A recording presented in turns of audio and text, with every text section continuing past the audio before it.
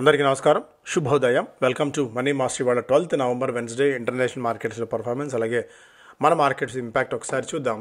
As of now international markets trend చూస్తే Nikkei 0.14% మేర లాభాలతో ట్రేడ్ అవుతోంది. హాంకాంగ్ 0.5% మేర లాభాలతో, షాంఘై మాత్రం ఫ్లాట్ టు నెగిటివ్ బయాస్తో అయితే ట్రేడ్ కావడం. మేజర్గా సాఫ్ట్ బ్యాంక్ షేర్స్ నిన్న 10% మేర నష్టపోయాయి. దీనికి ప్రధానమైన కారణం SoftBank shares plunge as much as 10% after selling Nvidia stake. So ఎన్విడియాలో వాటా అమ్మకం ఇంపాక్ట్ అయితే చూపించింది. నిన్న అమెరికన్ మార్కెట్స్ పరంగా చూస్తే అమెరికన్ మార్కెట్స్లో నిన్న నాస్డాక్ 0.25% మేర నష్టపోగా, S&P 500 0.25% మేర లాభపడింది. డౌ జోన్స్ 1.18% మేర లాభాలతో క్లోజ్ కావడం చూస్తున్నాం. After Dow notches record high. గోల్డ్లో మళ్ళీ బయింగ్ ఇంట్రెస్ట్ అనూహ్యంగా పెరిగింది. $4,140 దగ్గర గోల్డ్ ట్రేడ్ కావడం అండ్ ఆయిల్ $65 దగ్గర ట్రేడ్ అవుతుంది. US China gestures hint at calm but the rivalry still run డీపన్స్.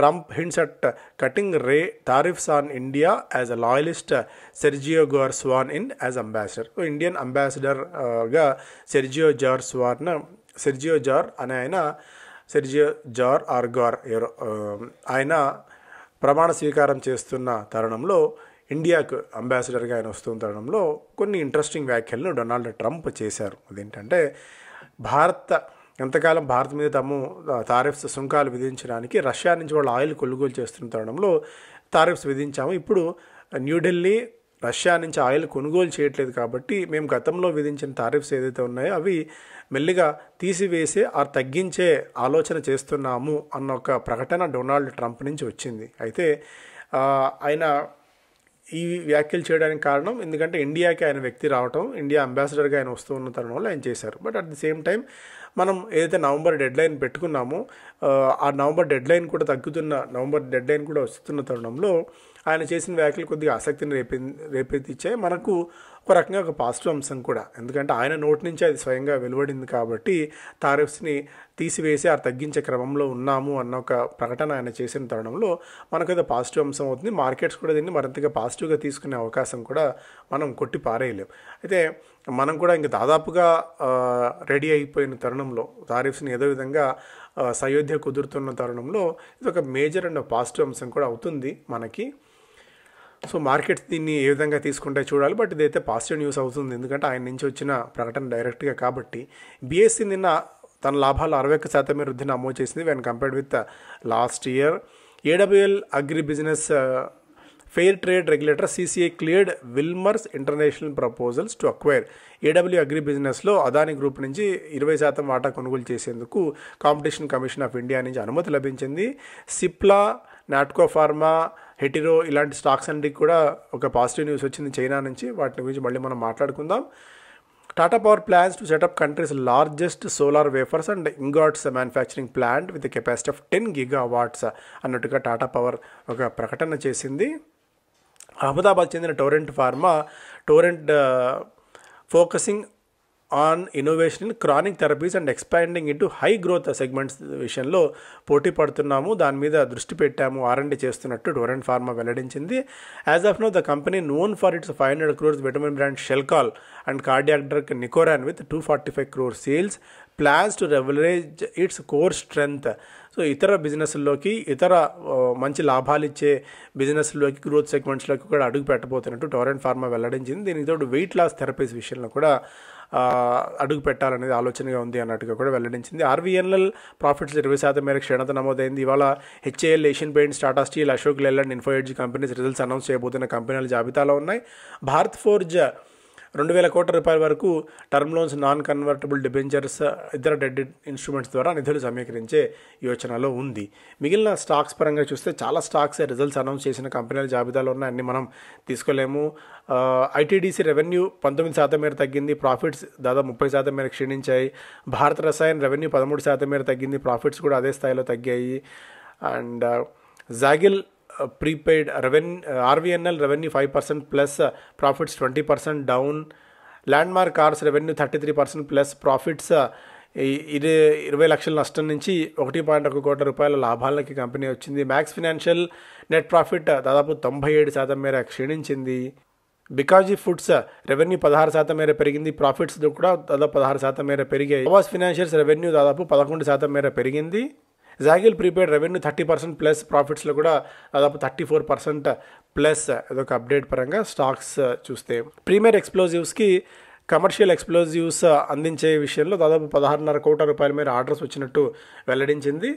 Panacea బయోటెక్కి EZ5 TT vaccines సరఫరా చేసేందుకు 41 కోట్ల రూపాయల మేర ఆర్డర్స్ వచ్చినట్టు వెల్లడించింది.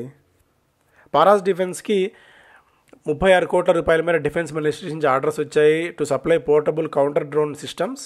వారి ఎనర్జీకి 360 మెగావాట్ల సోలార్ మాడ్యూల్స్ సరఫరాకు సంబంధించిన ఆర్డర్స్ వచ్చినట్టు వెల్లడించింది. సో ఇవి ప్రధానమైన స్టాక్స్ పరంగా చూస్తే పైన్ ల్యాబ్స్ పరంగా ఇష్యూ 3వ రోజున 2.46 రెట్లు సబ్స్క్రైబ్ అయింది. ఇందులో క్వాలిఫైడ్ ఇన్స్టిట్యూషనల్ ఇన్వెస్టర్స్ 4 రెట్లు, రీటైల్ పోర్షన్ 1.22 రెట్లు సబ్స్క్రైబ్ కావడం చూసాం. ఫిజిక్స్ వాళ్ళ మొదటి రోజున 0.07% మాత్రమే బిడ్లు దాఖలయ్యాయి. ఇందులో రీటైల్ పోర్షన్ అధికంగా 0.33 రెట్లు సబ్స్క్రైబ్ అయితే క్వాలిఫైడ్ ఇన్స్టిట్యూషనల్స్ 0 టైమ్స్, NIAs 0.02 టైమ్స్ మాత్రమే సబ్స్క్రైబ్ కావడం చూసాం. MV ఫోటో వోల్టాయిక్ నిన్న మొదటి రోజున 0.09 రెట్లు సబ్స్క్రైబ్ కావడం చూసాం. 0.09% మాత్రమే. ఇందులో కూడా రీటైలర్స్ మాత్రమే అధిక బిడ్స్ అయితే దాఖలు చేశారు. టెన్నెకో ఇండియా ఇవాళ నుంచి IPOకి వస్తోంది. 378 to 397 ప్రైస్ బ్యాండ్ మధ్య ఫిక్స్ చేశారు. 33,600 కోట్ల రూపాయల వరకు ఆఫర్ ఫర్ సేల్ ద్వారా ఈ కంపెనీ సమీకరించబోతోంది.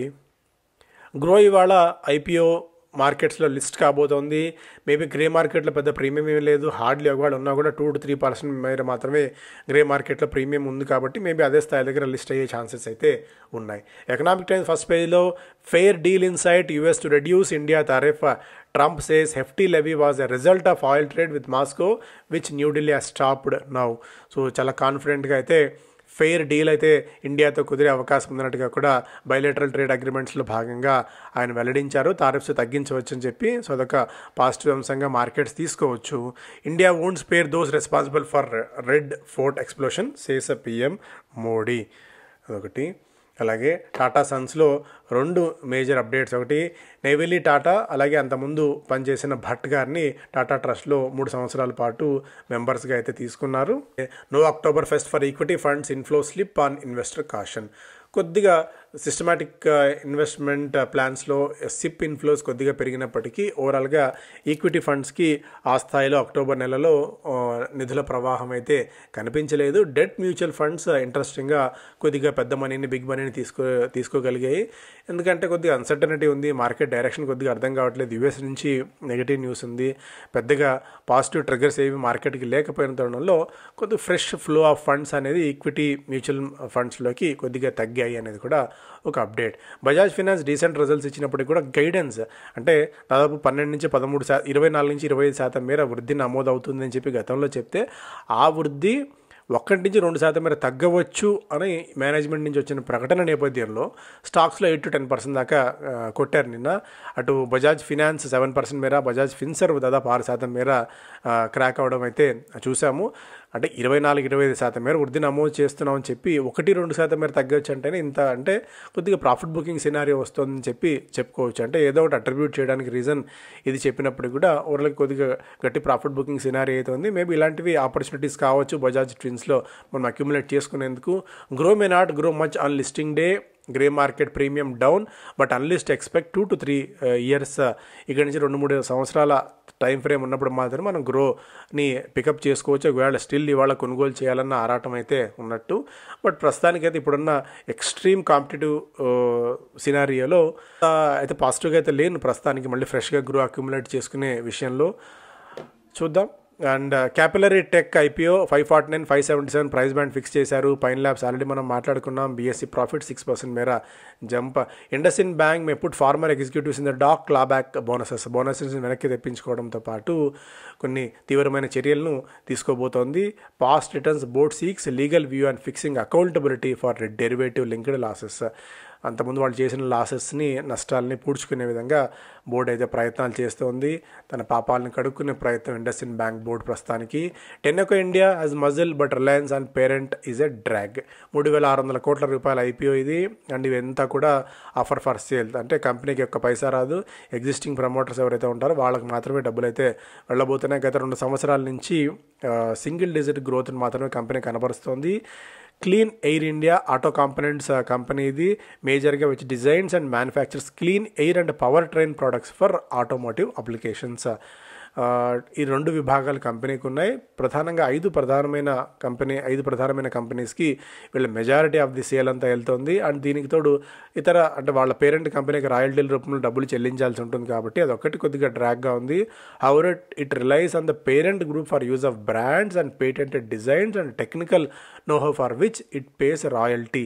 అది ఫ్లక్చుయేట్ అవుతూ వస్తుంది. అదొక్కటే పెద్ద డ్రాగ్గా అయితే ఉంది. అండ్ ఇంకొకటి ఇంట్రెస్టింగ్ ఏంటి అంటే 29 PEతో వీళ్ళు మార్కెట్లోకి వస్తున్నారు. ఎగ్జిస్టింగ్ 18 నుంచి 86 XPEతో ఎగ్జిస్టింగ్ కంపెనీస్ లైక్ SKF కానీ, సోనా BLW కానీ, అలాగే గ్యాబ్రియల్ ఇండియా ట్రేడ్ అవుతున్న తరంలో అంత రిస్క్ తీసుకొని సబ్స్క్రైబ్ చేసుకోవాల్సిన అవసరం లేదేమో. బట్ స్టిల్ అలాగే చేసుకోవాలి అనుకుంటే కొద్దిగా రిస్క్ రివార్డ్ పాయింట్ ఆఫ్ వ్యూలో కొద్దిగా రిస్క్ తీసుకున్నా సరే రివార్డ్ కూడా కొద్దిగా డీసెంట్గా ఉండే ఛాన్సెస్ ఉన్నాయి. ఎందుకంటే మనం తీసుకున్న రిస్క్ అలా ఉంటుంది కాబట్టి. 2 R&D డివిజన్స్ని కూడా వీళ్ళు రన్ చేస్తున్నారు. Ashok Leyland, Bajaj auto, Hyundai, Mahindra and Mahindra, Maruti Suzuki, Renault, ఈ కంపెనీస్కి అన్నీ కూడా టాటా మోటార్స్ లాంటివి ఈ కంపెనీకి చెందిన ఎగ్జిస్టింగ్ క్లయింట్స్ నెట్వర్క్ జాబితాలో ఉన్నాయి. And it is the largest supplier of clean air solutions to Indian commercial trucks and of highway segments excluding tractors. Market share దాదాపుగా 57 నుంచి 68 వరకు కూడా ఉంది. సో అదొక పాజిటివ్ అంశంగా అయితే ఉంది కంపెనీకి. కొద్దిగా రిస్క్ తీసుకుంటున్నాం అనుకున్న వాళ్ళు టెన్నెకో ఇండియాని సబ్స్క్రైబ్ చేసుకోవచ్చు. ట్రాన్స్ఫార్మర్ ఇండియాస్కి వరల్డ్ బ్యాంక్ నుంచి గట్టి షాక్ తగిలింది. దీంతో అంటే కంపెనీ రిజాయింటర్ ఇచ్చినప్పటికీ, కంపెనీ క్లారిఫికేషన్ ఇచ్చినప్పటికీ స్టాక్ని కిందికి తీసుకురావడంలో ఏమాత్రం, అంటే మళ్ళీ పైకి తీసుకెళ్లడంలో ఏమాత్రం అది ఆపలేక అయితే పోయాయి. కంపెనీ వచ్చి క్లారిఫికేషన్ ఇచ్చింది. ఇప్పుడు ఎగ్జిస్టింగ్ వరల్డ్ బ్యాంక్ నుంచి ఉన్న ఎగ్జిస్టింగ్ ఆర్డర్ కానీ, ఆర్డర్ ఫ్లో కానీ, ఎగ్జిక్యూట్ చేస్తున్న ఆర్డర్స్ కానీ ఇవి లేవని కంపెనీ చెప్పింది. బట్ కరప్షన్ బేసిస్ అన్ని దృష్టిలో పెట్టుకుని వీళ్ళని సైడ్ లైన్ చేసిన తరుణంలో, వీళ్ళని బ్లాక్ లిస్ట్ చేసిన తరుణంలో transformers and rectifiers corporate governance issue నేపథ్యంలో స్టాక్లు అయితే ఇంపాక్ట్ అయితే పడింది. But as of now company దగ్గర దాదాపు 5,500 కోట్ల రూపాయల ఎగ్జిక్యూట్ చేయాల్సిన ఆర్డర్ బుక్ అయితే ఉంది. అదొక కొద్ది గొప్ప ఉన్న వాటిలో ఒక పాజిటివ్ అంశంగా అయితే ఉంది ట్రాన్స్ఫార్మర్స్ అండ్ రెక్టిఫైర్స్కి. సిప్లా, నాట్కో ఈ కంపెనీస్కి చైనా నుంచి అనూహ్యంగా ఒక India China economic and cultural కౌన్సిల్లో భాగంగా వాళ్ళ ఫార్మా కంపెనీ, వాళ్ళ హాస్పిటల్స్కి జెనరిక్ డ్రగ్స్ని సరఫరా చేసే ఆర్డర్ని భారతీయ ఫార్మా కంపెనీలు ఆశ్చర్యకరంగా దక్కించుకున్నాయి. ఇందులో హెట్రోల్యాబ్, సిప్లా, అన్నోరా ఫార్మా, అలాగే నాట్కో లాంటి కంపెనీస్ ఉన్నాయి. వీటితో పాటు డాక్టర్ రెడ్డీస్కి చెందిన కున్షన్ రోతం రెడ్డి అన్న ఫార్మా కంపెనీ కూడా ఇందులో ఇన్వాల్వ్ అయి ఉంది. సో కొద్ది గొప్ప ఇది ఒక పాజిటివ్ అంశంగా అయితే ఉంటుంది మన భారతీయ ఫార్మా ఎగ్జిస్టింగ్ ఇప్పుడు వచ్చిన ఆర్డర్స్ ఉన్న కంపెనీస్కి. బిజినెస్ స్టాండర్డ్ ఫస్ట్ వేలో Trump says deal near, no need for more talks India. ఇవన్నీ ఫస్ట్ పేజ్లో అంశాలు ఆల్రెడీ డిస్కస్ చేసిన అంశాలు ఇవన్నీ కూడా. పరాస్ డిఫెన్స్ 2% పెరిగింది. భారత్ ఫోర్జ్ లాభాలు మెరుగ్గా ఉన్న తరుణంలో 5.5% మేర, అతుల్ ఆటో దాదాపు 10% మేర పెరిగింది. ప్రాఫిట్స్ దాదాపు 70% మేర పెరిగిన తరుణంలో M&B ఇంజనీరింగ్ ప్రాఫిట్స్ 7% మేర పడితే స్టాక్ దాదాపు 15 to 16% దాకా క్రాక్ అయింది. బోరోసిల్ రెన్యూబుల్స్ కూడా మంచి లాభాలని కంపెనీ పోస్ట్ చేసింది. అంతకుముందు నష్టాలను పోస్ట్ చేసిన కంపెనీ. ఇవన్నీ కూడా ప్రధానమైన వార్తలు. 23వ తారీఖున ఆప్షన్స్ క్లాస్ ఉంటుంది. 16వ తారీఖు వరకు ఎవరైతే రిజిస్టర్ చేసుకుంటారో వాళ్ళకి ఫీజు ఎర్లీ బర్డ్ ఆఫర్ కింద 3,000 ఉంటుంది. 16వ తారీఖున తర్వాత ఫీజు 4,000 రూపాయలకి ఉంటుంది. ఎందుకంటే ఇవి ఫిజికల్గా ఏర్పాట్లు చేయాలి అండ్ మెంబర్స్ కూడా మరి 100 మంది ఉంటారు కాబట్టి చాలా లిమిటెడ్ గ్రూప్ ఉంటుంది. ఆ లిమిటెడ్ గ్రూప్కి మనం క్యాటర్ చేయాల్సి ఉంటుంది కాబట్టి కొద్దిగా ఏర్పాట్ల విషయంలో జాగ్రత్త తీసుకోవాలనే ఉద్దేశంతో అర్లీ బర్డ్ కింద పెట్టాము. సో ఈ రిక్వెస్ట్ ఎవరైనా స్టిల్ ఆలోచన ఉంటే ఆప్షన్స్ క్లాస్కి అటెండ్ అవ్వాలి. వెరీ బేసిక్స్ ఆఫ్ ఆప్షన్స్ నుంచి తెలుసుకోవాలంటే ముందుగా రిజిస్టర్ చేసుకోవాలనేది మా విజ్ఞప్తి. సో ఇవి ప్రధానమైన వార్తలు. Thank you so much.